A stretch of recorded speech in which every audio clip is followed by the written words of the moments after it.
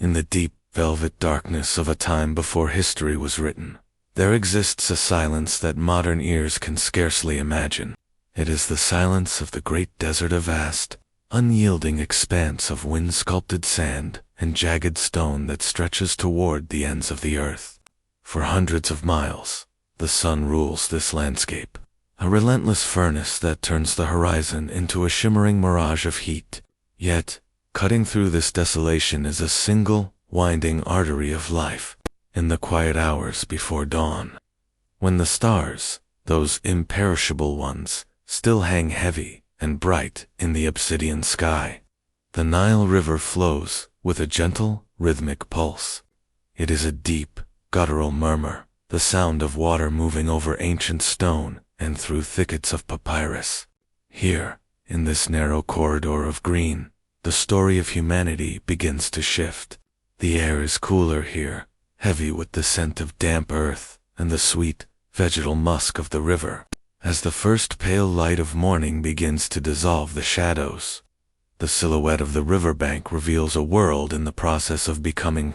This is the gift of the Nile, a sanctuary where the chaos of the desert meets the order of the water. To understand the birth of Egypt, one must understand the two lands, Deshret, the red land of the scorching desert, and Kemet, the black land of the river's edge. The distinction is as sharp as a knife's edge. One may stand with one foot in the sterile, burning sand, and the other in the cool, moist silt of the bank. This black land is the product of a celestial clockwork.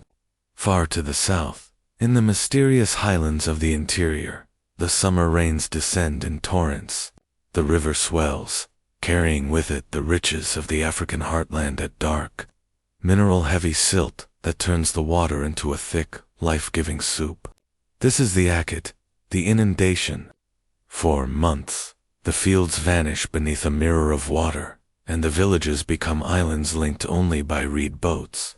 As the floodwaters slowly recede, they leave behind a gift, a layer of fresh, buttery black soil, so fertile that a seed dropped upon it seems to sprout by sheer will.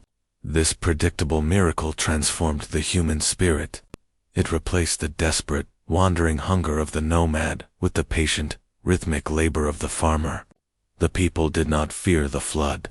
They waited for it with a quiet, prayerful intensity, knowing that in the mud lay the promise of tomorrow's bread.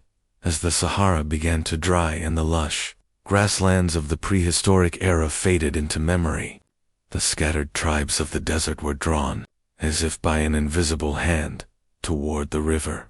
We see them in the mind's eye, small groups of hunters and gatherers, their skin bronzed and weathered by the sun, descending from the parched plateaus into the emerald embrace of the valley. Here, the transition from the nomadic to the settled was not a sudden revolution, but a slow, cautious settling. They began to build. These first settlements were humble, tucked just above the high water mark of the flood. Imagine the sound of the first villages, the soft thud of wooden hoes, the distant call of a fisherman across the water, and the rustle of the wind through the palm fronds. They learned to tame the wild grasses, selecting the best grains of emmer wheat and barley. They watched the behavior of the ibex and the cattle, bringing them into the fold of the community. The uncertainty of the hunt was replaced by the steady, communal grind of the cornstone, turning grain into flour. This was the dawn of society, a shared recognition that by standing together on the banks of the Nile, they could outlast the desert's cruelty. The architecture of this dawning civilization was an act of intimacy with the earth. There was no stone masonry in these early days. The people built with what the river provided. In the heat of the afternoon, men and women gather at the water's edge. They mix the gray-black river mud with chopped straw and sand, treading it with their bare feet until it reaches a thick, pliable consistency. This mixture is pressed into rectangular wooden molds and laid out in long rows to bake. The sun, the same sun that could kill in the deep desert, here becomes a craftsman, hardening the mud into durable bricks. As you walk through an early Egyptian hamlet, the scent is unmistakable, the earthy, toasted smell of sun-dried clay, and the sweet aroma of drying reeds. The homes are simple, but ingenious. Thick walls keep the interior air cool and still, a sanctuary where a family might retreat from the midday glare.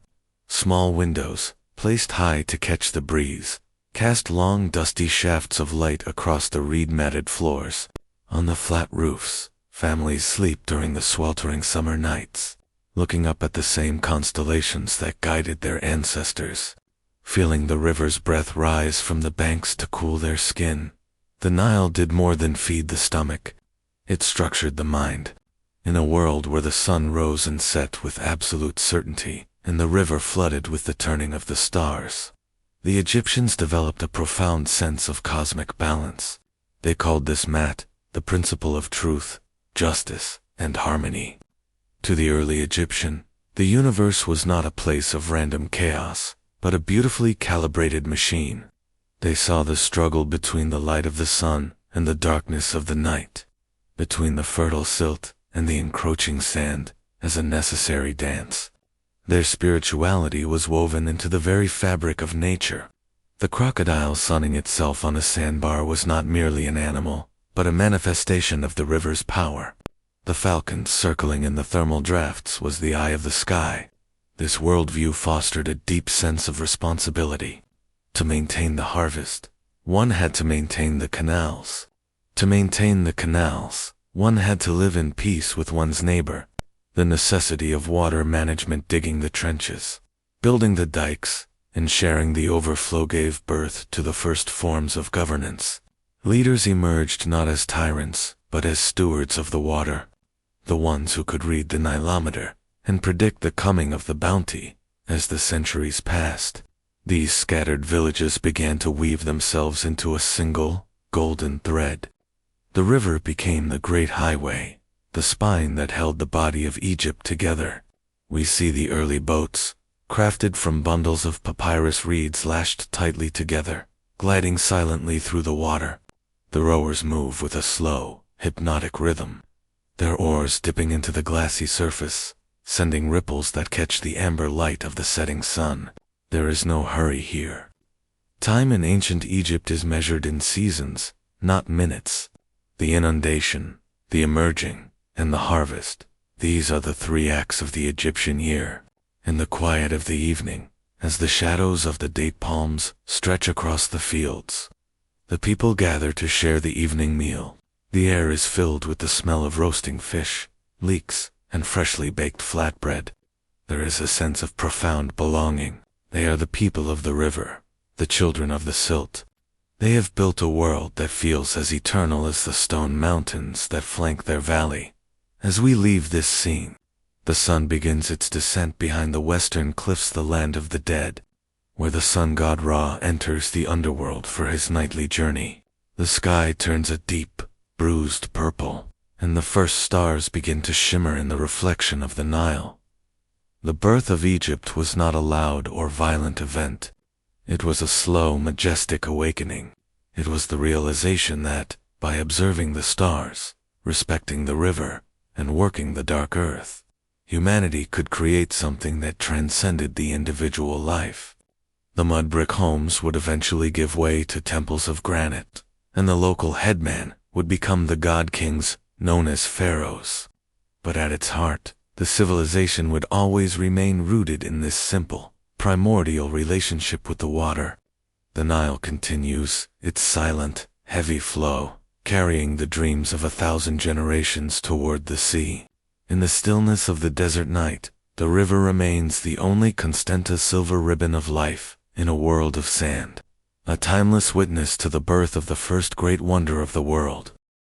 In the profound and velvet stillness of a time lost to the shifting sands, where the stars of the Egyptian sky hang like brilliant diamonds over the dark ribbon of the Nile, there exists a concept of power that transcends the human mind.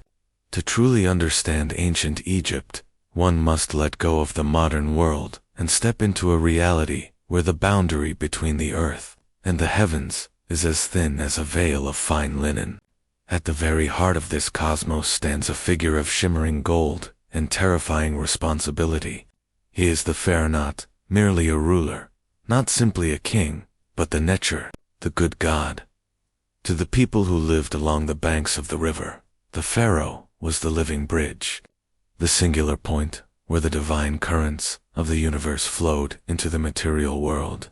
When he breathed, the land breathed. When he spoke, the gods listened. Imagine yourself standing within the colossal shadow of a temple gate at the hour of dusk.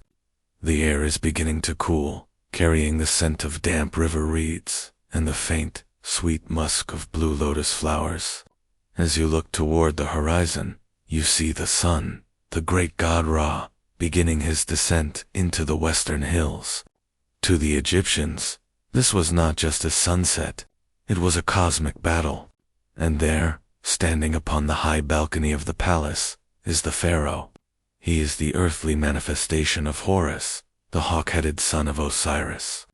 His eyes are said to be the sun and the moon themselves. As long as he stands upon the soil of Egypt, the cycles of nature are secure. The Nile will rise, the grain will grow, and the darkness of chaos will be held at bay by his mere presence. This was the burden of the divine kingship, a life lived not for oneself, but as a vessel for the eternal. The journey of this divine being begins in the shadowed, echoing halls of the coronation ceremony. Imagine the weight of the air in the great temple of Memphis, a space so vast that the ceiling seems to merge with the night sky. Supported by pillars carved like giant bundles of papyrus, the silence is absolute, broken only by the rhythmic, barefoot shuffle of priests across the cold limestone floors. These priests, their skins smooth and anointed with the scent of galbanum and myrrh, carry the sacred regalia of the two lands. The Pharaoh Tubi stands at the center of a circle of flickering torches, their orange light dancing upon the golden surfaces of the shrines. He is stripped of his mortal garments and bathed in the sacred waters of the Nile, a ritual purification that washes away the man and prepares the soul for the god. The investiture is a slow, hypnotic process. First, the high priest brings forward the heka, the crook, its blue and gold bands shimmering in the torchlight. As the pharaoh's fingers close around the smooth wood, he accepts the role of the shepherd. He is now the protector of the weak, the guide who will lead his people through the droughts and the floods with the same care a shepherd shows his flock. Then comes the nakaka, the flail, representing the power to command and the authority to maintain justice. But the true transformation occurs when the crowns are brought forth. The hedjet, the white crown of Upper Egypt, represents the harsh beauty of the southern cliffs, while the deshret, the red crown of the Lower Egypt, symbolizes the lush delta of the north. When the two are joined into the Pishant, the double crown, the pharaoh becomes the unifier of opposites. Finally, the golden uraeus, the cobra goddess, is fastened to his brow. It is said that this golden serpent is alive with divine fire, ready to strike down any force that threatens the balance of the land. This balance was known as Mat. It was more than just a word. It was the very fabric of existence. To the Egyptian mind, the universe was constantly under threat from Isfit, the forces of chaos and darkness. The pharaoh was the primary defender of Mat. Every law he decreed, every canal he ordered dug, and every prayer he offered was an act of cosmic preservation. This belief shaped every tier of society. The farmer tilling the soil and the scribe recording the harvest felt themselves part of a divine hierarchy. They did not serve a man. They served the order of the world. Justice was not a matter of opinion, but a reflection of the divine will channeled through the king. In the halls of judgment, the pharaoh or his viziers did not seek to punish so much as to restore the equilibrium that had been disturbed. To witness the pharaoh's daily life was to witness a continuous ritual. Deep within the recesses of the state temples, in rooms where no sunlight ever reached, lay the Holy of Holies.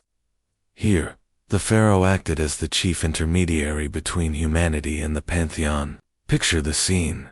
The air is thick with the heavy, blue smoke of burning incense, so dense it catches in the throat and clouds the vision. The only sound is the low, melodic chanting of the priests, a sound that seems to rise from the very stones of the floor. The pharaoh approaches the golden shrine of Ra, or Amen, with a silver key. He breaks the clay seal and slides back the bolts of the sanctuary doors. Inside, the cult statue of the god, carved from rare wood and plated in shimmering gold with eyes of lapis lazuli, awaits. The pharaoh washes the statue, anoints it with precious oils, and offers it a symbolic meal. In this moment, the king is talking to his father. The god is acknowledging his son. This intimate communion ensured that the gods remained pleased with Egypt. Keeping the world turning on its axis, the connection to the divine extended even into the family of the gods. The pharaoh was the living Horus, but he was also the son of Osiris, the lord of the afterlife, and Isis, the great enchantress. This mythology provided a profound sense of security. Just as Isis had protected the young Horus from the machinations of the desert god Set, the people believed the Divine Mother was watching over their king, and by extension, over them. Religion was not a Sunday observance. It was the rhythm of the day. It was in the way the sun rose, the way the ibis birds took flight, and the way the shadows lengthened against the pyramids. The pharaoh was the conductor of this great symphony, ensuring that no note was out of place. As the years of a reign passed into decades, the pharaoh's divinity became etched into the very landscape of Egypt. Great obelisks were raised, their pyramidion tips capped in electrum to catch the first and last rays of the sun, acting as needles that stitched the earth to the sky. Massive mortuary temples were built, not as monuments to ego, but as houses of millions of years, places where the king's spirit could be nourished for eternity. The social hierarchy from the royal family down to the humble stonecutter was seen as a living pyramid, a stable and holy structure where everyone had a place and a purpose. There was a deep, quiet comfort in this order. There was no need for the frantic anxieties of the modern age. For the pharaoh was in his palace, the gods were in their shrines, and the Nile was flowing as it had since the beginning of time. Even in the silence of the night, when the pharaoh slept, his role did not cease. It was believed that, in his dreams, he traveled to the Duat, the underworld, to counsel with the ancestors and battle the great serpent Apophis. He was the eternal guardian, the one who navigated the dark so that his people could live in the light. When at last his earthly breath failed, he did not simply die. He entered his horizon. He became Osiris, the king of the dead, while his son took up the mantle of Horus. The cycle was unbroken. The crown was passed, the incense was lit, and the divine kingship began anew. As you linger in this atmospheric world of gold and incense, feel the profound weight of that ancient peace. Hear the distant chanting fading into the rustle of the palms. The pharaohs are long gone, their names carved in stones that have weathered 3,000 years of desert wind. Yet the essence of their vision remains. It is the vision of a world where life is sacred, where order is beautiful, and where the human spirit is forever linked to the movements of the stars. In the stillness of the Egyptian night, under the watchful gaze of the celestial gods, the legacy of the divine kings remains, a shimmering reflection on the water, a golden memory in the heart of the sand. Imagine yourself standing on the wind-swept edge of the Giza Plateau, at that precise, sacred moment just before the sun breaks the horizon. The air here is thin, crisp, and carries the sharp, clean scent of the high desert, a mixture of ancient dust and the faint, cool humidity rising from the distant Nile. In this pre-dawn hour, the landscape is a study in monochromatic blues and deep grays. But then, a sliver of gold touches the horizon, and the shadows begin to retreat, revealing the most formidable structures ever conceived by the human mind, the pyramids. They do not sit upon the earth like mere buildings. They command the plateau like mountains of perfect geometry, silent sentinels that have watched the world turn for over 4,500 years. To understand why these monuments exist, we must first understand the spirit of the people who built them. For the ancient Egyptian, death was not an end, but a perilous transition, a journey toward an eternal life that mirrored the beauty of the Nile Valley. The pyramid was the ultimate vessel for this journey. They called these structures Mur, a word that implies a place of ascension. To the eye of a priest 4 millennia ago, the pyramid was a physical prayer, a stairway to the stars. Its shape was inspired by the Ben stone, the primordial mound of earth that rose from the chaotic waters at the dawn of creation, but also by the very rays of the sun. When the sun breaks through a cloud at a sharp angle, it forms a pyramid of light. By building in this shape, the Egyptians were petrifying the sunlight itself, creating a permanent ramp of stone that would allow the soul of the pharaoh, the living god, to climb into the celestial realm and join the sun god Ra in his eternal voyage across the sky. The planning of these structures was a monumental undertaking that began long before the first block was hewn from the earth. It was a masterpiece of observation and mathematics, using only simple tools, sighting rods, plumb bobs, and the unwavering movement of the circumpolar stars. The ancient architects aligned the Great Pyramid to true north with an accuracy that still baffles modern engineers. This alignment was not merely for aesthetics. It was a cosmic anchor, ensuring the pharaoh's tomb was forever synchronized with the imperishable stars that never set. The logistics were equally staggering. While the core of the pyramids was made of the local yellow limestone found right on the plateau, the aesthetic of the structure required materials from across the kingdom, turning the construction into a national project that unified the two lands. The shimmering white casing stones, which once made the pyramids shine like a beacon, were brought from the quarries of Tura across the river. The massive red granite blocks for the internal burial chambers, some weighing as much as 80 tons, were quarried in Aswan, 500 miles to the south. These giants were transported on massive wooden barges during the annual flood, when the Nile rose high enough to carry such immense weight to the very foot of the plateau. Contrary to the popular myths of the ancient world being built by the lash of a whip, the pyramids were the work of a highly organized, professional, and remarkably well cared for workforce. We know this because the desert has surrendered the remains of their city, the lost city of the pyramid builders. Imagine a bustling metropolis of thousands, nestled just below the construction site. This was a city of specialists, bakers, brewers, doctors, stonecutters, and master masons. These were not slaves. They were the backbone of the Egyptian state. They lived in sturdy, organized barracks, and were fed a diet that was, in many ways, better than that of the average villager. Thousands of cattle, sheep, and goats were slaughtered daily to provide protein to the men on the ramps. We have found the skeletons of these workers, showing evidence of high-quality medical care set fractures that healed perfectly, and even signs of successful brain surgery. For the Egyptian worker, contributing to the pyramid was likely a form of corvée labor, a national service that was seen as a religious duty, a chance to participate in the divine stability of the universe. The rhythm of labor on the plateau was a symphony of human endurance and collective will. In the heat of the afternoon, the plateau would have hummed with a specific, industrial music. The rhythmic clink-clink of copper chisels, the heavy thud of wooden mallets, and the low, melodic chanting of gangs of men as they pulled in unison. There were no wheels or pulleys here. The Egyptians conquered weight through the elegant application of physics. To move a multi-ton block, it was lashed to a massive wooden sledge. A worker, standing at the very front of the sledge, would pour a precise amount of water onto the sand. This was not a symbolic gesture. It was a sophisticated engineering trick.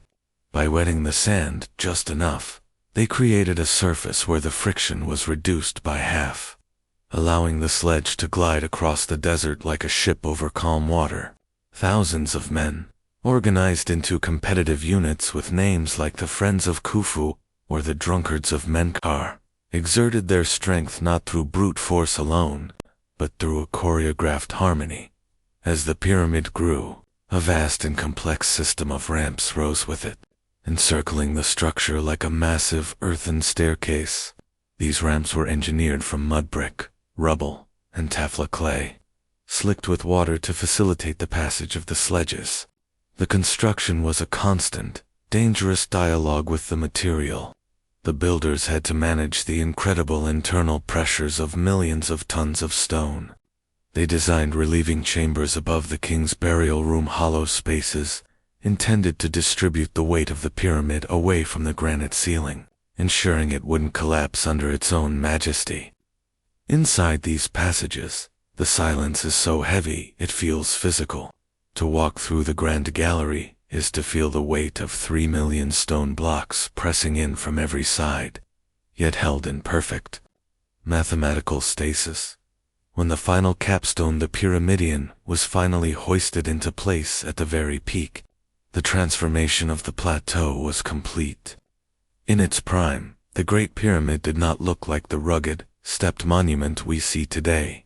It was encased in polished white limestone, fitted so tightly that the joints were invisible to the naked eye. It was smooth as glass, and topped with a capstone likely plated in gold or electrum. When the sun hit the plateau, the pyramids would have been blinding, reflecting the light so intensely they could be seen from miles away, shimmering like 3 landed stars in the middle of the desert. It was a definitive statement of human presence, message to the gods and to the future that we were here. We understood the stars, and we refused to be forgotten, as the sun sets today on the Giza Plateau. The long, triangular shadows of the pyramids stretch across the sand, reaching out toward the modern skyline of Cairo. The white casing is gone, stripped away centuries ago to build the mosques and palaces of the city, and the gold no longer glitters at the peaks. But the vast silence of the plateau remains. It is a silence filled with the echoes of the thousands of men and women who gave their sweat and their lives to this labor of faith. To look upon the pyramids is to realize that they were not built by magic, but by something far more profound, a shared vision, a mastery of the natural world, and a collective refusal to let the human soul be reclaimed by the dust. They stand as the ultimate stone anchors in the river of time, reminding us that while our lives are as brief as a heartbeat, the things we build with purpose and harmony can truly reach for the eternal. As the sun begins its descent behind the jagged limestone cliffs of the western Theban hills, casting long violet shadows across the shifting sands, we enter a world where the horizon is not an end, but a gateway. To the ancient Egyptian, death was not a shadowed void or a final silence. It was a profound transformation, a coming forth by day. Imagine yourself standing at the edge of the desert at dusk, where the heat of the day gives way to a cool, ethereal stillness.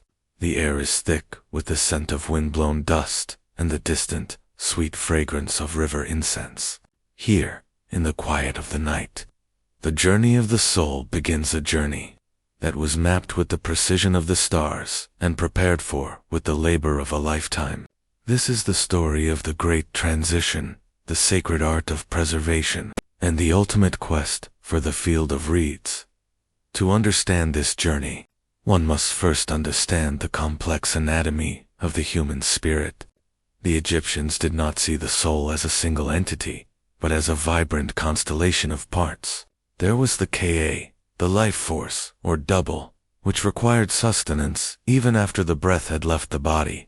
This is why the tombs were filled with offerings of bread, beer, and linen, so the Ka would not go hungry in the silent halls of the grave. Then there was the Ba, often depicted as a bird with a human head, representing the personality and the ability of the soul to travel between the world of the living and the realm of the dead. At night, the Ba would return to the tomb to reunite with its physical shell, but by day, it could soar through the palm groves or visit the banks of the Nile. Finally, there was the Ak, the Shining One, the transfigured spirit that had successfully passed through judgment to become an effective, immortal being among the stars. The goal of every ritual, every spell, and every bandage was to ensure these parts remained harmonized. allowing the deceased to conquer the shadows and live forever. When the heartbeat finally stilled, the body was moved to the Wabbit, the pure place, or the Pernifair, the house of beauty. Here, under the watchful eyes of the embalmers, who often wore the mask of the jackal-headed god, Anubis, the sacred process of mummification began. This was not merely a physical task. It was a liturgical act, a divine alchemy intended to turn corruptible flesh into an everlasting body. The process took 70 days, a number chosen to mirror the time the star Sirius disappeared from the sky before its rebirth. It began with the washing of the body in the purifying waters of the Nile. With rhythmic care, the internal organs, which would otherwise lead to decay, were removed through a small incision in the left side.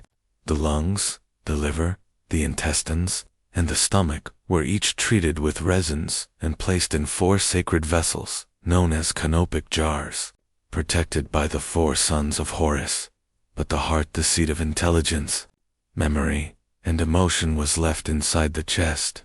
It was the only organ needed for the final judgment before the gods. The brain, viewed as having little spiritual significance, was removed, and the empty cavity of the body was filled with pouches of aromatic herbs, spices, and natrona, naturally occurring salt from the desert wadis.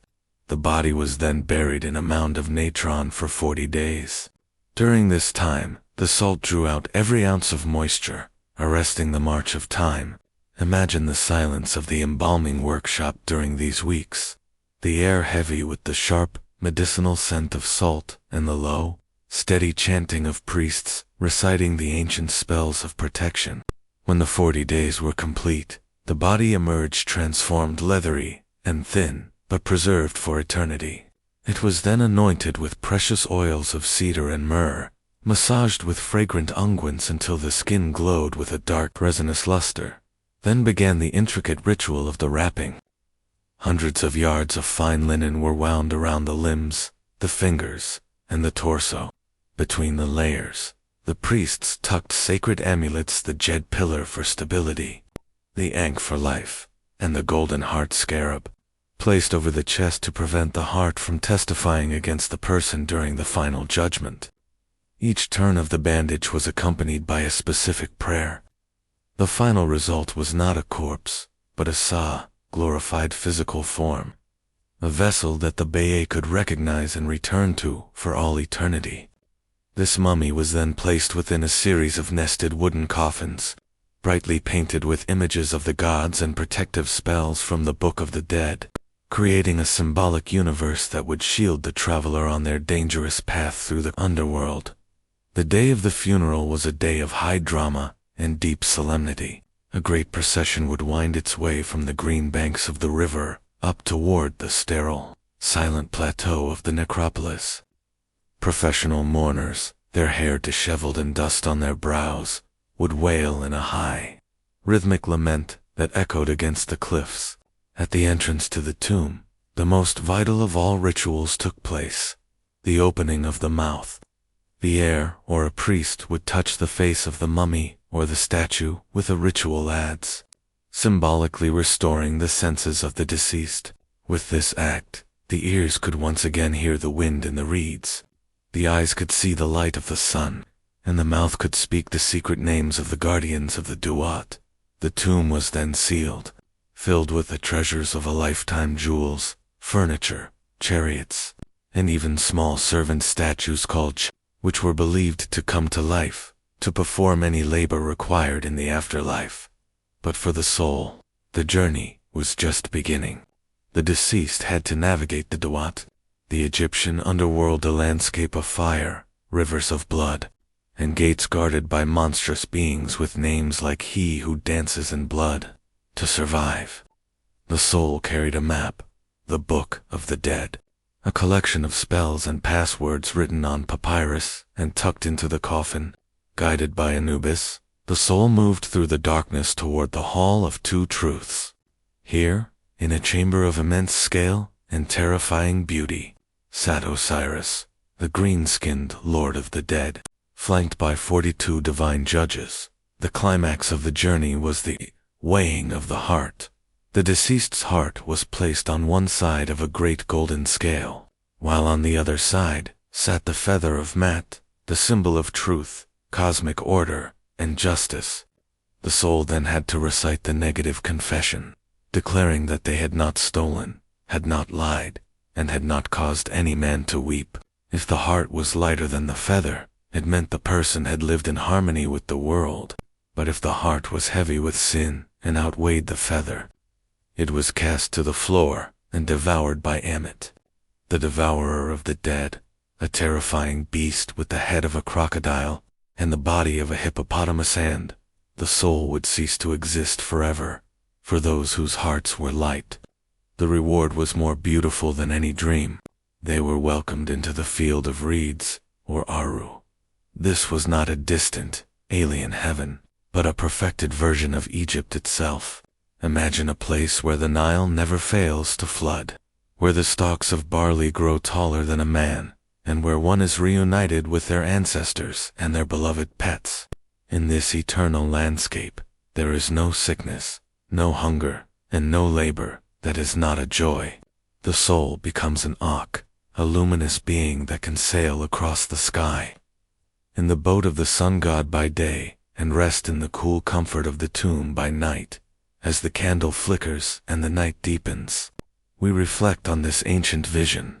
It was a belief system that turned the fear of death into a profound architecture of hope. The pyramids, the hidden tombs, and the golden masks were all declarations that life is a sacred thread that does not break at the grave. In the silence of the desert, under the vast canopy of the stars, the ancient Egyptians still sleep in their stone houses, waiting for the Ba to return, confident in the knowledge that they have conquered the shadows and entered into the great peace of the West. Before the sun god Ra begins his triumphal ascent over the eastern cliffs, the valley of the Nile is a world of indigo shadows and profound cooling silence.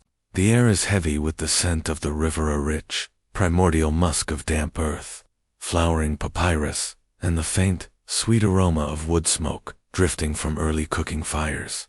In this pre-dawn hour, the only sound is the rhythmic lap of water against the mudbanks and the distant, lonely call of a heron rising from the marshes. We find ourselves in a small village of whitewashed mud brick homes, tucked safely above the high-water mark. Inside one such home, the world is beginning to stir. The interior is cool, the thick walls having held the chill of the desert night. A farmer named Hori wakes on a bed of woven palm fiber, his movements slow and deliberate. Beside him, his wife Merit is already up, her bare feet making no sound on the hard-packed earthen floor. There is a quiet dignity in their morning preparations. They do not dress in heavy, restrictive fabrics, but in the gift of the flax plant, linen. Hori wraps a simple, crisp white kilt around his waist, while Merit slips into a sheathed dress that flows like water around her ankles. Their clothing is white, the color of light and purity, designed to reflect the coming heat. They break their fast with the staples of Egyptian loaf, of dense sourdough, emmer bread, and a bowl of thick, nutritious beer that has the consistency of porridge. As they eat, they offer a silent prayer of gratitude to Hapi, the god of the inundation, for the abundance that fills their jars. As the first rays of the sun paint the limestone cliffs in hues of molten gold and soft rose, Hori makes his way toward the fields. The landscape here is a vibrant, impossible emerald green, a narrow corridor of life, carved out of the red desert. The morning air begins to vibrate with the sounds of labor. The most iconic sound of the Egyptian morning is the rhythmic creak of the shadoof. Hori stands by the irrigation canal, pulling down on the long wooden lever.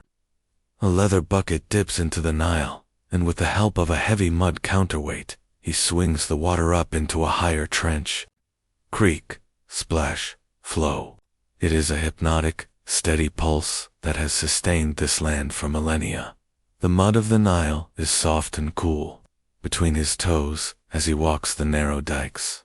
He spends his morning checking the flow of water to the stalks of barley and flax, clearing small clods of earth with a wooden hoe.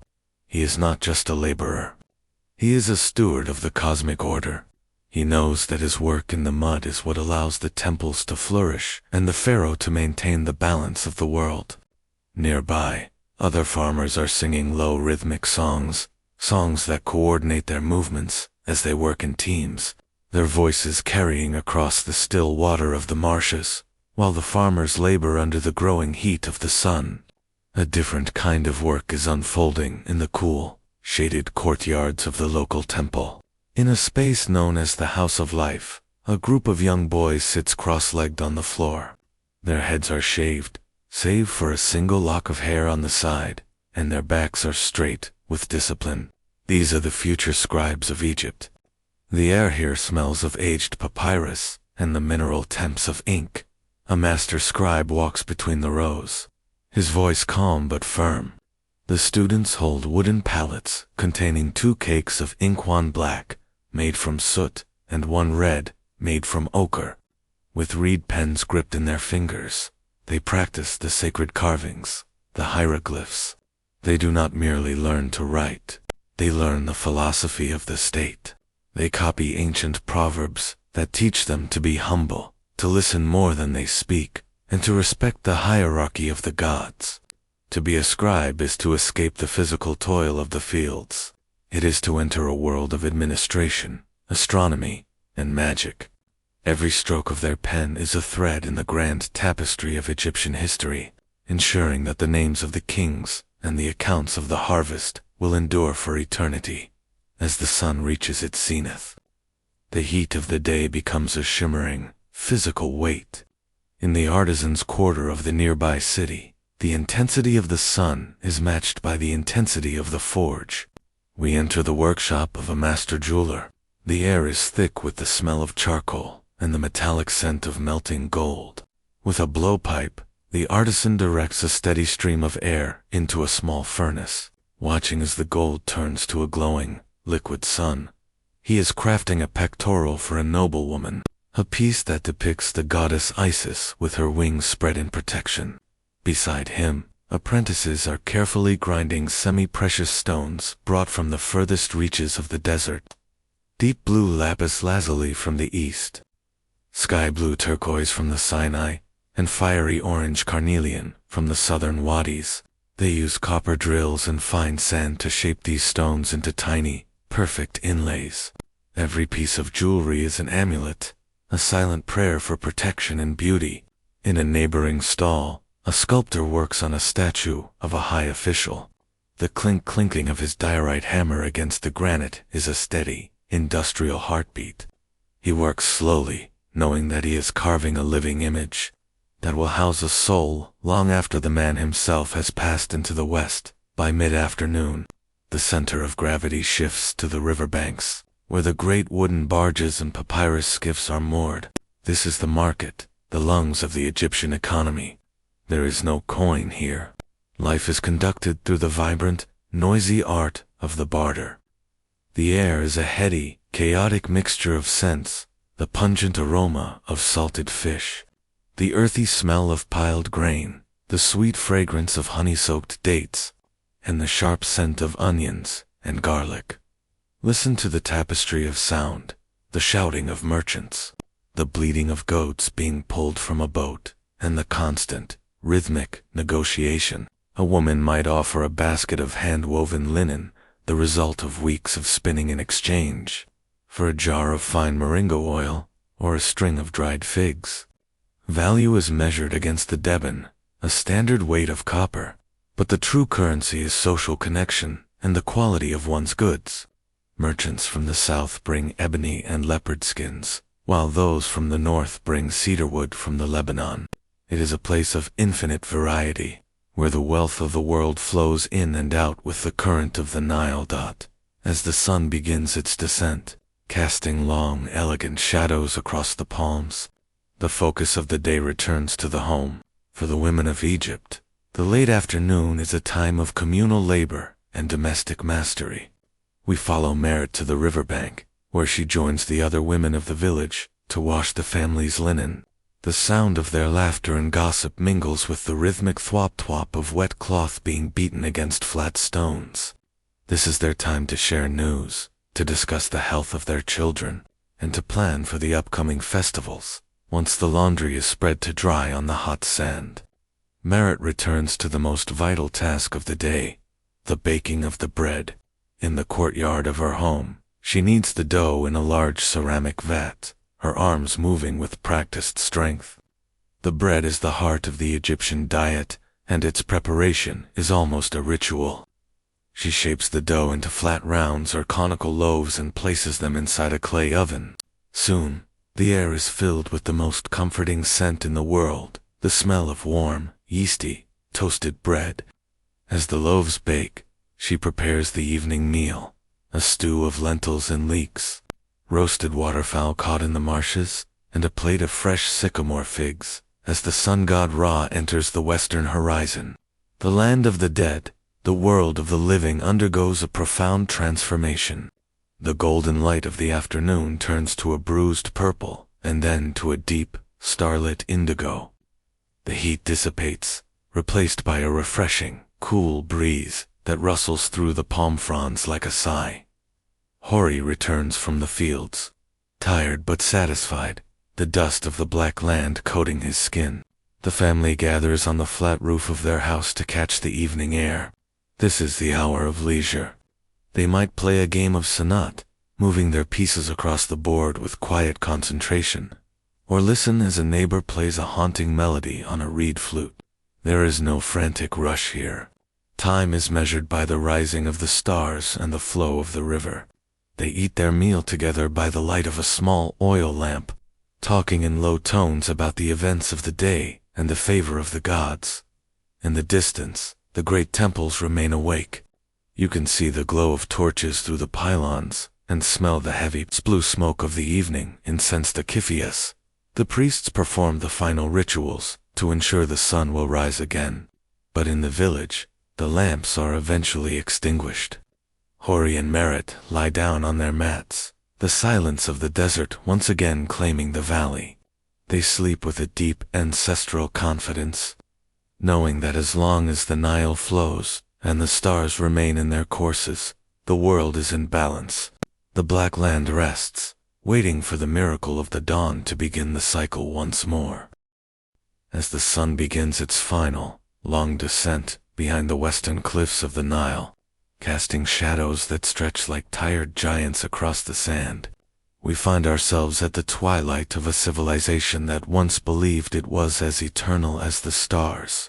For over 3,000 years, the Black Land had thrived under a single, divine order, a rhythmic cycle of floods and pharaohs that seemed destined to never break. But history, like the river itself, eventually changes its course. To stand in the ruins of the late Egyptian periods is to witness a slow, majestic fading, a silent farewell where the vibrant colors of the temples began to peel, and the voices of the priests grew faint against the encroaching winds of change. This is not the story of a sudden collapse, but of a long, reflective autumn, where the golden leaves of a great house finally fell to the earth, leaving behind a scent of incense and an echo of greatness that would haunt the world forever. The first cracks in this eternal structure appeared not from without, but from within.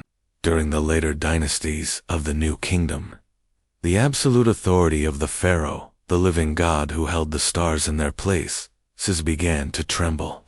Economic strain, fueled by massive building projects and long wars, began to drain the royal treasuries.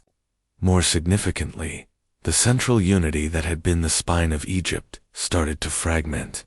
Local governors and the powerful priests of Amun in Thebes began to act as kings in their own right, carving up the land into competing spheres of influence. The gift of the Nile was being pulled apart by those meant to protect it. As the divine central point of the pharaoh weakened, the people's sense of cosmic balance was shaken. The certainty that had lasted for millennia began to dissolve into a period of uncertainty and internal strife, leaving the valley vulnerable to the gaze of rising empires beyond the desert horizons, across the Mediterranean and the eastern deserts. New powers were stirring, looking with envy at the fertile riches of the Nile. The era of the great invasions began, and Egypt, once the conqueror of the ancient world, found itself fighting for its very breath. First came the Libyans, then the Kushite kings from the south, who, in a beautiful irony, sought to save Egyptian culture by conquering it and ruling as black pharaohs devoted to the old gods. But the tide of history was relentless. The Assyrians, with their iron weapons and terrifying efficiency, swept through the delta, followed later by the Persians. Each wave of conquests chipped away at the old ways. The pharaoh was no longer a solitary god on earth. He was often a puppet of a distant emperor or a warrior king desperately trying to reclaim a glory that was slipping through his fingers like dry sand. The arrival of Alexander the Great in 332 BCE marked a profound turning point. To the Egyptians, he was a liberator from Persian rule, and he played the part of a traditional pharaoh, traveling to the distant Siwa oasis to be recognized as the son of Amun. But the Egypt that followed the Ptolemaic kingdom was a hybrid world. In the new capital of Alexandria, Greek philosophy and science met Egyptian mysticism. The great library and the pharaoh's lighthouse rose toward the sky, but the heart of the country was changing. While the Ptolemies built magnificent temples at Edfu and Philae, the language of the court was Greek, and the old traditions were increasingly viewed as exotic curiosities by the ruling elite. The gods were blended. Serapis was born from the union of Osiris, and Apis with Zeus and Dionysus. Egypt was becoming a memory of itself, a beautiful, gilded stage where the actors spoke a different tongue. The final act of the political tragedy unfolded with the death of Cleopatra VII, the last of the Ptolemies. As Egypt was absorbed into the vast machine of the Roman Empire, it was no longer a sovereign kingdom, but a breadbasket, a province whose primary purpose was to feed the hungry masses of Rome with its grain. The Roman emperors, distant and preoccupied, were depicted on temple walls as pharaohs, but they rarely visited the land. The divine connection was severed. Then came the rise of Christianity, which spread through the Nile Valley with a fervor that challenged the old pantheon. The temples, which had been the centers of science, medicine, and spirituality for 3,000 years, were slowly closed or converted into churches. The ancient rituals were banned, and the statues of Ra, Isis, and Hathor were pulled down or hidden away in the darkness of forgotten shrines. Perhaps the most poignant moment in this decline was the loss of the sacred carvings, the hieroglyphs. As the last of the temple schools were shuttered, the knowledge of how to read the ancient script died with the final generation of priests. The walls of the great temples at Karnak and Luxor, once vibrant books of history and magic, became silent. For over 1,000 years, no human being on earth could read the names of the kings who built the pyramids. The desert sands, ever patient, began to reclaim the monuments. The Sphinx was buried to its neck, and the tombs in the Valley of the Kings were forgotten, their secrets guarded by the silence of the cliffs. Egypt became a land of mystery, a place of ruins that whispered of a greatness so vast it felt like the work of giants or gods, rather than men. Yet, even as the ancient traditions faded into the shadows, Egypt's legacy refused to die. It did not vanish. It infused itself into the very DNA of Western civilization. When the Greeks looked at the massive stone columns of Egypt, they found the inspiration for their own architecture. The geometry that built the pyramids became the foundation of mathematics. The observations of the Egyptian astronomers, who mapped the stars and created the 365-day calendar, still govern the way we measure time today. In the field of medicine, the surgical techniques and anatomical knowledge of the House of Life were the precursors to modern healing.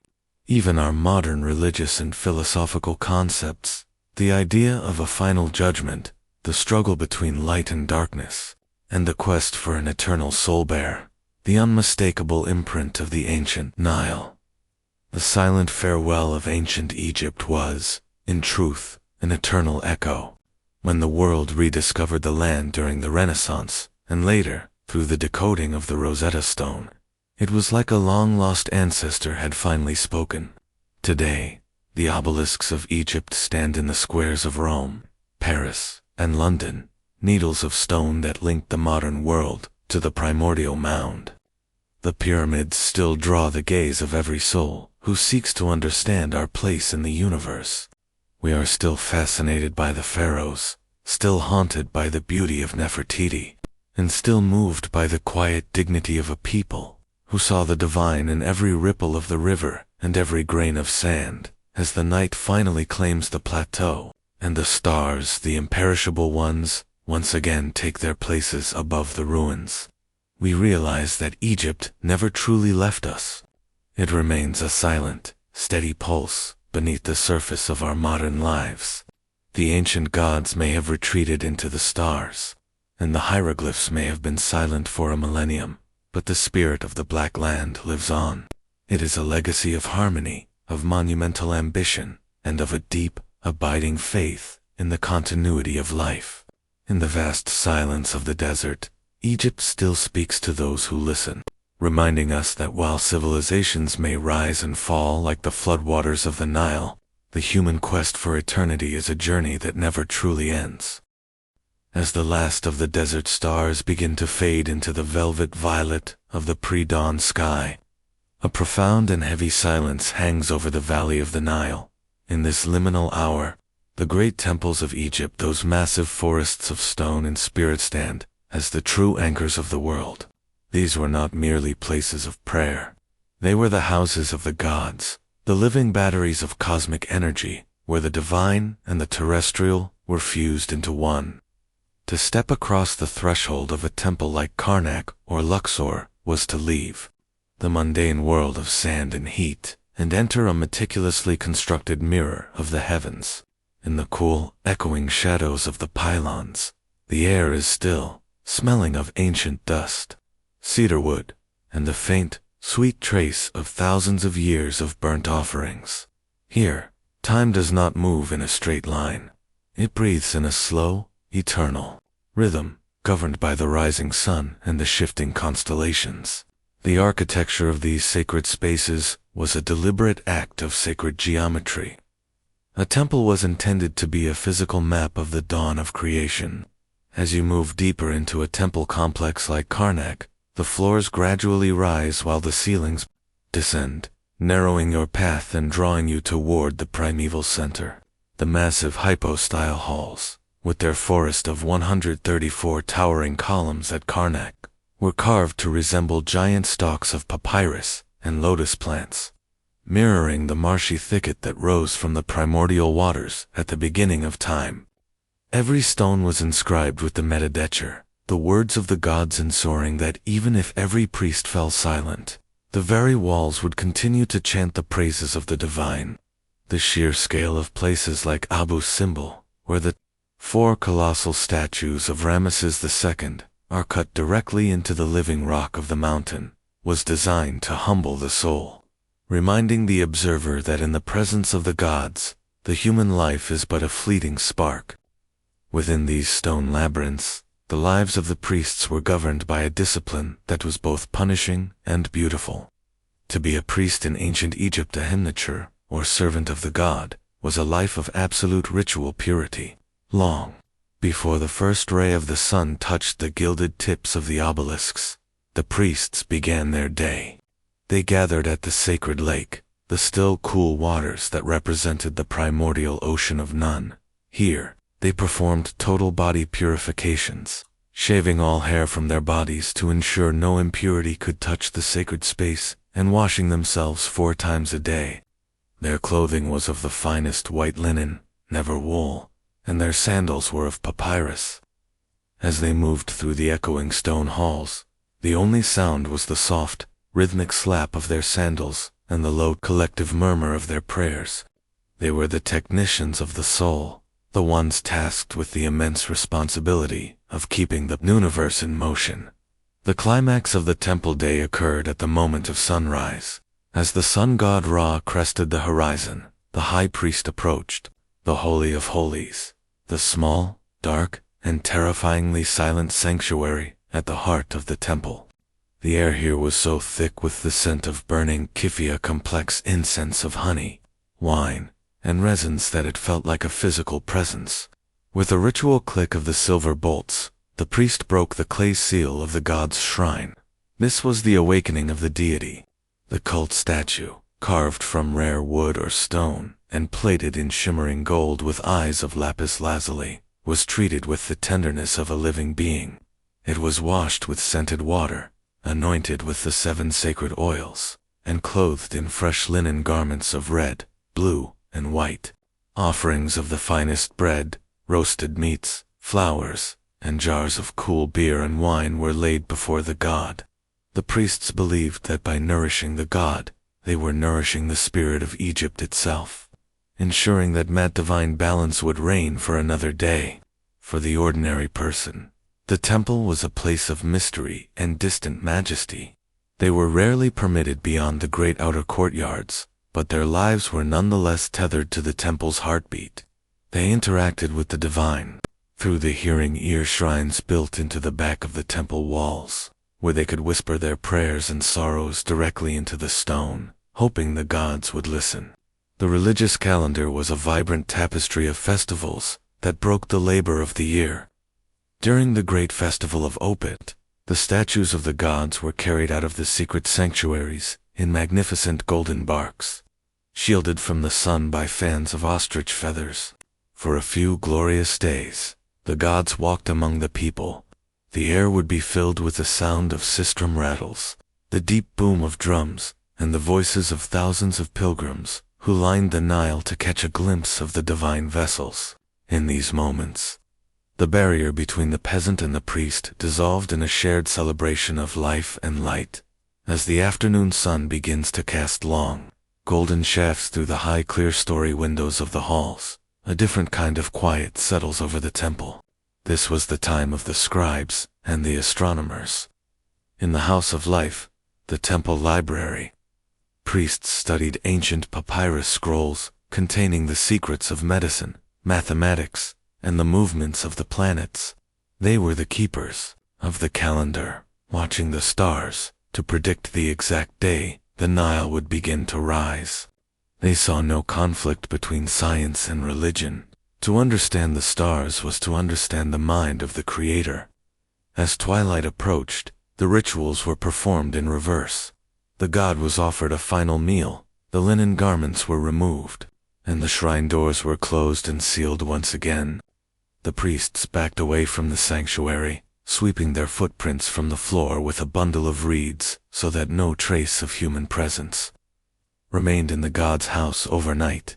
Night in the temple was a time of deep, cosmic vigil. While the rest of Egypt slept, a few our priests remained awake, standing on the flat roofs of the pylons to observe the imperishable stars.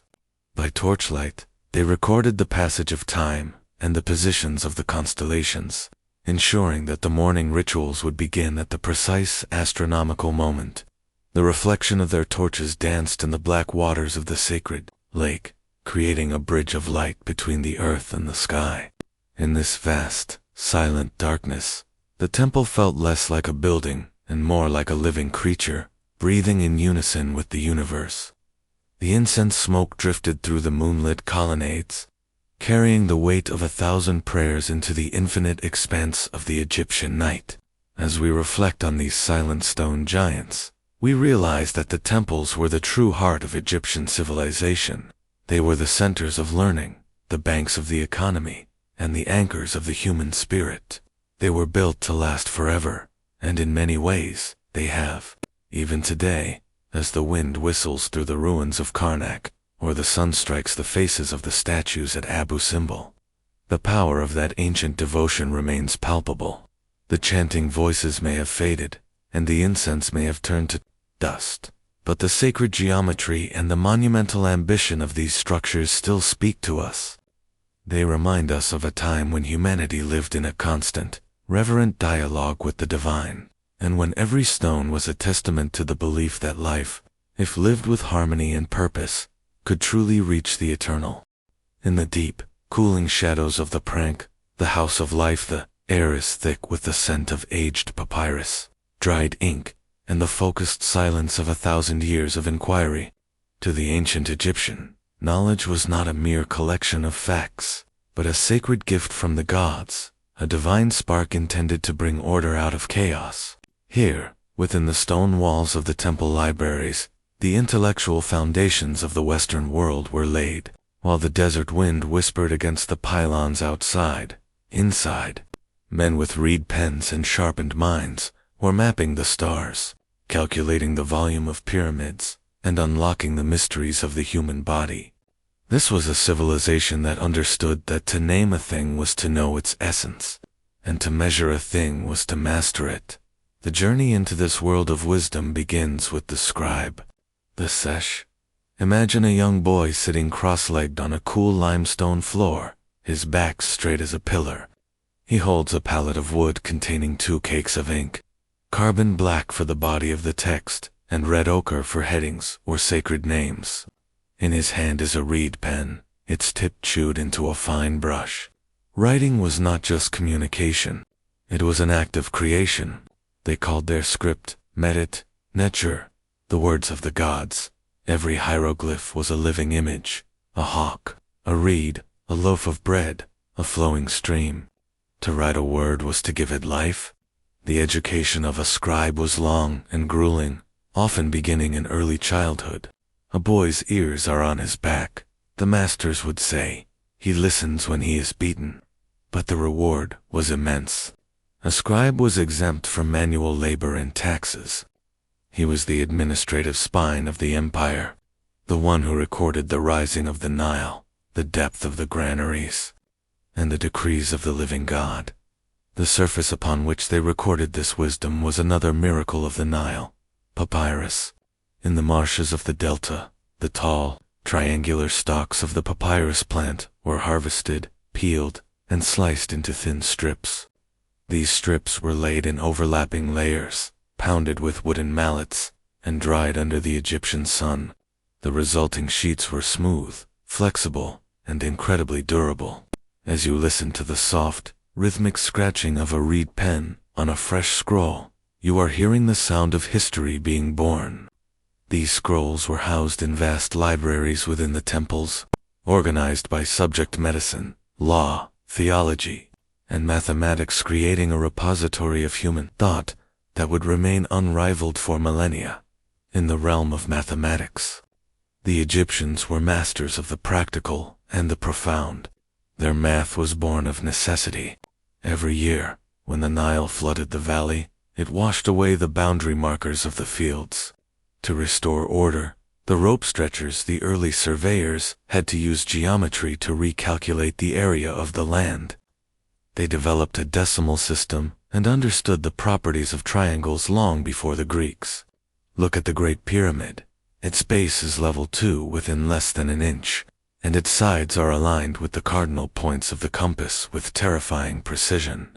This was not the result of guesswork, but of a sophisticated understanding of ratios, slopes, and volumes. They used the cubit, the length of a man's forearms, a standard measure, yet they used it to build monuments that reached for the heavens, proving that with simple tools and perfect logic, the human mind could move mountains. As night falls over the plateau, we look up toward the imperishable stars. To the Egyptian priest-astronomer, the sky was a giant clock and a divine map, standing on the flat roofs of the temples. They used a simple sighting instrument called a merket to track the movement of the stars across the meridian. They were the first to divide the day into 24 hours, and the first to create a solar calendar of 365 days. They watched for the helico rising of Sirius, the brightest star in the sky, which they called Sothis. When Sirius appeared on the horizon just before dawn, they knew with absolute certainty that the Nile was about to rise. This marriage of astronomy and agriculture was the heartbeat of their civilization. They mapped the constellations into decans, turning the night sky into a celestial calendar that governed every ritual and every harvest. Perhaps most impressive was their mastery of the human body. In the house of life, Medicine was practiced with a level of sophistication that bordered on the modern. While they believed that some illnesses were caused by spirits, their treatments were grounded in rigorous observation. The Edwin Smith Papyrus, one of the oldest surgical treatises in existence, reveals a deep knowledge of anatomy, including the function of the heart, the brain, and the pulse. They were the first to use honey as a natural antiseptic to treat wounds, and the first to set broken bones with linen splints and plaster. Imagine a medical student studying the properties of herbs: poppy for pain, garlic for strength, and castor oil for digestion. They performed delicate surgeries, including the removal of tumors and the stitching of deep lacerations, using copper scalpels that were sterilized in fire. To an Egyptian doctor, the body was a sacred vessel of the Ka, and healing it was a form of restoration of Ma. Single quotes at knowledge was not kept in isolation. It was passed down through a tradition of apprenticeship that ensured the wisdom of the ancestors was never lost. A father would teach his son the secrets of the stone. A master scribe would mentor his pupil in the nuances of the law, and a high priest would whisper the secret names of the stars to his successor. This continuity gave Egypt its incredible stability. They did not seek to innovate for the sake of change. They sought to perfect the truths that had been handed down since the first time. They saw science and spirituality as two sides of the same coin. To study the anatomy of a hawk was to study the majesty of Horus. To calculate the angle of a ramp was to participate in the architecture of the cosmos. As we linger in the quiet, torchlit halls of the ancient writing rooms, the legacy of this wisdom feels palpable. We see it in the architecture of our cities, in the way we measure our years, and in the very alphabet we use to record our own thoughts. The ancient Egyptians were a people who refused to live in a world of mystery. They used their intellect to build a bridge between the seen and the unseen, the mortal and the eternal. They proved that, with observation, discipline, and a deep reverence for the natural world, humanity could transcend its limitations. The reed pens are now silent, and the papyrus has turned to dust. But the light of their intellect still shines across the millennia, a steady, golden flame in the long night of history. The sun hangs heavy and unmoving over the eastern horizon, casting long, sharp shadows across the parched earth of the Sinai. In the vast, shimmering silence of the desert, a sound begins to emerge, not from the wind, but from the earth itself. It is the rhythmic, muffled thud of thousands of leather sandals striking the sand in unison, accompanied by the metallic clink of bronze and the low, distant rumble of wooden wheels. This is the sound of the new kingdom's military machine, a force built, not for the sake of destruction, but to maintain the sacred order of Mat against the encroaching chaos of the outside world. For centuries, Egypt was protected by its geography, the inhospitable Red Land, acting as a natural shield. But as the world beyond the valley grew smaller and more ambitious, the pharaohs realized that the survival of the Nile depended on a power that could project itself far beyond the traditional borders. To understand the Egyptian military is to understand its evolution from a local militia of farmers into a professional, world-class standing army. At its height, the army was organized into 4 massive divisions, each named after a great deity: Amun, Ra, Ptah, and Set. These were not just names, they were identities. Each division carried its own standard, and the soldiers within them felt a profound, religious connection to their patron god. Imagine a soldier in the division of Amun, marching under the blazing sun. He wears a simple linen kilt, and perhaps a reinforced leather vest. His head is protected by a quilted fabric cap. He is not a faceless peasant, but a trained specialist who views his service as a divine duty to the living god, the pharaoh. The air around the column is thick with the scent of sweat, dust, and the oiled wood of spear shafts, creating an atmosphere of disciplined, quiet intensity. The infantry was the bedrock of this force, divided into companies of archers and hand-to-hand combatants. The archers were the elite long-range artillery of the ancient world. They carried the composite bow, a marvel of engineering made of layered wood, horn, and sinew. When drawn, this bow possessed a terrifying tension, capable of launching an arrow through leather armor at great distances. Beside them stood the spearmen, and those who wielded the koppish, the iconic sickle-shaped sword of Egypt. The koppish was a brutal and elegant weapon, designed for both slashing and hooking an opponent's shield. The sound of these weapons being sharpened in a desert outpost at night, under a canopy of stars, was a constant reminder that the peace of the valley was bought with the vigilance of the frontier. But the true pinnacle of Egyptian military technology was the chariot. Introduced after the struggle with the Hyksos, the Egyptians refined the chariot into a lightweight, high-speed platform for mobile warfare. Unlike the heavy, lumbering chariots of other nations, the Egyptian version was built for agility. Constructed from flexible woods and leather, it was light enough for 2 men to carry over rough terrain, if necessary. In battle, it functioned as a stable platform for a master archer. Imagine the scene as hundreds of these chariots deployed across a dusty plain, the charioteer, with the reins tied around his waist, so his hands were free to guide the team, and the archer beside him, raining arrows upon the enemy at full gallop. The chariot was the silver lightning of the pharaoh, a symbol of technological mastery and the frightening speed of divine justice. Beyond the open battlefield, Egypt's military power was expressed through its architecture. To the south, in the land of Nubia, the pharaohs constructed a series of massive mud brick fortresses that were wonders of defensive engineering. The fortress of Bun, with its towering walls, bastions, and dry moats, was a statement of permanent presence. From these outposts, Egyptian garrisons monitored the trade routes of gold, ebony, and incense. Life in a desert outpost was one of isolation and intense watchfulness. A soldier on the battlements would look out over the shimmering heat haze, listening to the dry rustle of the wind and the occasional distant beat of a drum signal from a neighboring fort. These border controls were not just about defense. They were the walls of the ruler, designed to manage the flow of people and ensure that the wealth of the south reached the temples of the north. The relationship between Egypt and its neighbors was a complex dance of conflict and calculated diplomacy. In the north and east, the Levant served as a buffer zone and a marketplace. Here, Egypt encountered the other great superpowers of the age, most notably the Hittites. This rivalry culminated in the Battle of Kadesh, perhaps the most famous conflict in ancient history. Ramses II led his divisions deep into Syrian territory to face the Hittite king Mu'attali II. The battle was a chaotic, bloody stalemate that nearly cost Ramses his life. But what followed the violence was even more significant than the battle itself. Recognizing that neither empire could fully destroy the other without collapsing itself, the 2 nations did something unprecedented. They chose peace.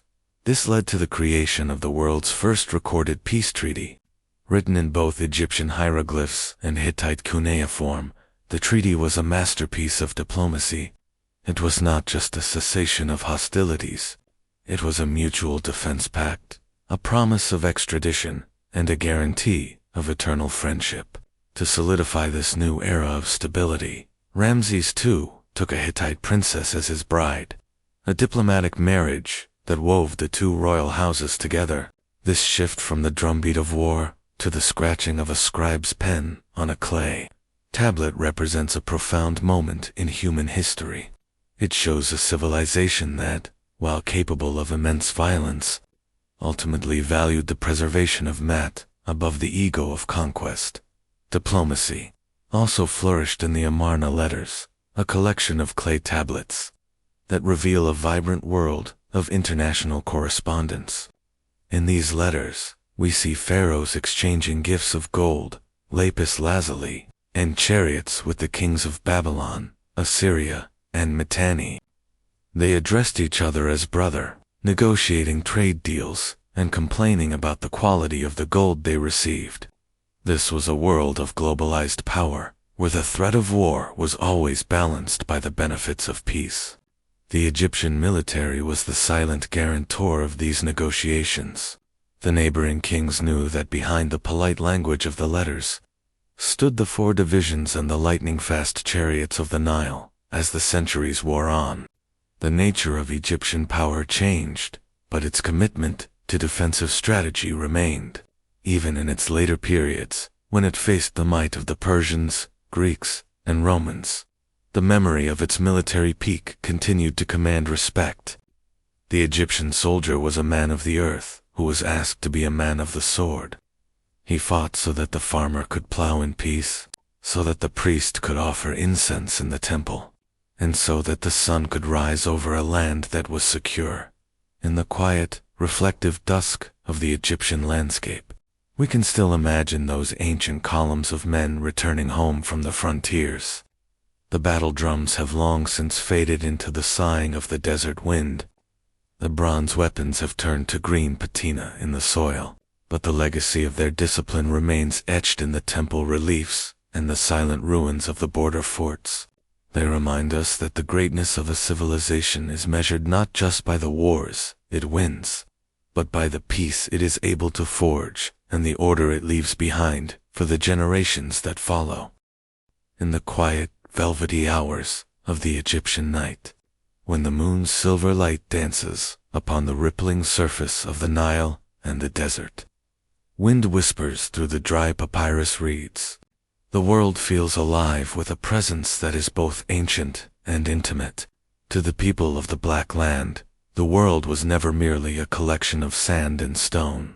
It was a living, breathing tapestry of the divine.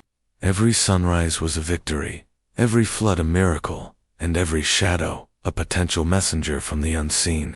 To understand the heart of Egypt, one must step away from the grand stone monuments and enter the humble, mud-brick homes, where myths were not just stories told to children, but the very air the people breathed. From the moment a child took its first breath to the final journey into the West, life was a continuous dialogue with the gods, a journey guided by the shimmering threads of legend and the protective embrace of household spirits. The story of all things begins in the profound silence of the primeval waters, a dark, infinite ocean known as none. Imagine a world without light, without earth, and without time, only a vast, still abyss. From this watery chaos, a mound of earth slowly emerged, the bend, and upon it sat the creator god, Adam. In the quiet storytelling of the Egyptian home, it was said that Adam looked out upon the emptiness and felt a profound loneliness. Through his own will, he birthed the first pair of gods, Shu, the air, and Tefnut, the moisture. From them came Geb, the earth, and Nut, the sky. The ancients believed that Nut, the sky goddess, arched her star-speckled body over her brother Geb, creating the canopy of the heavens. Every evening, she swallowed the sun, and every morning, she gave birth to it anew. This creation was not a one-time event lost in the mists of the past. It was a daily renewal. Each dawn was a repeat of that first glorious moment when light conquered the dark, a reminder that even after the deepest night, the order of Mat would always prevail. In the daily life of a village, the grand gods of the temples, Ra and Potafelt, like distant, majestic kings. But the people had more intimate companions in their homes, gods who understood the struggles of a mother, the fears of a child, and the needs of a farmer. Foremost among these was Base, the dwarf god, with a lion-like mane and a joyful, fierce expression. Base was the guardian of the household, a spirit of music and protection, who warded off evil with his drums and his scowl. Mothers would paint his image on the walls of the birthing room, or carve him into the headboards of beds to protect the sleepers from the night terrors. Alongside him was Toret, the hippopotamus goddess, the fierce protector of pregnant women and infants. These were the gods of the kitchen and the courtyard, the ones who heard the whispered prayers for a sick child or a successful harvest. They represented a belief that the divine was not just found in towering pylons, but in the very corners of one's home. Everyday life was woven with the threads of sacred protection, manifested in the amulets worn against the skin. Imagine a child wearing a small, blue-glazed ujjathai of Horus. This was perhaps the most potent of all symbols, representing the eye that Horus lost in his battle against the chaos god Set, which was later healed and restored. To wear the eye was to be whole, to be under the watchful protection of the sky god himself. Adults might wear the Jed pillar for stability, or the Ankh for the breath of life. These objects were not mere jewelry. They were concentrated prayers. Superstitions and small rituals governed the day. A person might avoid certain activities on unlucky days marked in the religious calendar, or they might pour a drop of beer onto the ground as an offering to the local spirits before drinking. Even the act of dreaming was seen as a journey into a different realm, a place where the soul could communicate with the ancestors or receive warnings from the gods. Scribes would carefully record these dreams, seeking the hidden meanings behind a sighting of a white cat or a journey through a dark forest. At the center of the Egyptian moral world was the legend of Osiris and Isis, a story of love, betrayal, and resurrection that provided a blueprint for the human experience. The people saw in Osiris the cycle of the Nile dying in the drought and being reborn in the flood. From this myth, they learned the value of loyalty, the power of grief, and the ultimate hope that death was not the end. Parents would tell their children how Isis searched the entire world for the scattered pieces of her husband, never losing faith. This legend taught a deep moral lesson, that life is a struggle between the light of Horus and the shadows of Set, and that through perseverance and harmony, one could overcome even the greatest darkness. It was a story that humanized the gods, making them relatable to the farmer whose crops had failed or the widow who mourned her husband. As the sun begins its descent and the evening shadows lengthen, the family might gather to discuss the omens of the day. Did a sacred ibis land near the field? Did the smoke from the hearth fire rise straight toward the stars? These small signs were the language through which the gods spoke to the humble. There was a profound sense that one was never truly alone. The hidden ones were always watching, and the ancestors were just a heartbeat away. This belief created a society of deep, quiet resilience. They did not fear the natural world. They respected it as a sacred machine. They understood that their role was to live in Matu, be truthful, to be kind, and to keep the balance. They believed that, at the end of their lives, their hearts would be weighed against the feather of truth, and this simple, powerful image guided their every action, from the way they traded in the market to the way they cared for their elderly. In the final hours of the day, as the lamps are extinguished and the house grows still, the myths of Egypt wrap around the sleepers like a protective linen shroud. They rest in the knowledge that Nut is watching over them, that Base is standing guard at the door, and that the sun god Ra is even now navigating the dangerous currents of the underworld to bring back the dawn. The myths were not ancient history to them. They were the living present. The landscape was a sacred map, the river was a holy gift, and every human life was a small, vital part of a grand, eternal story. In this timeless, calming embrace of belief, the people of the Nile found a peace that lasted for thousands of years, a peace rooted in the simple, beautiful certainty that they were beloved by the gods and that the light would always, inevitably, return.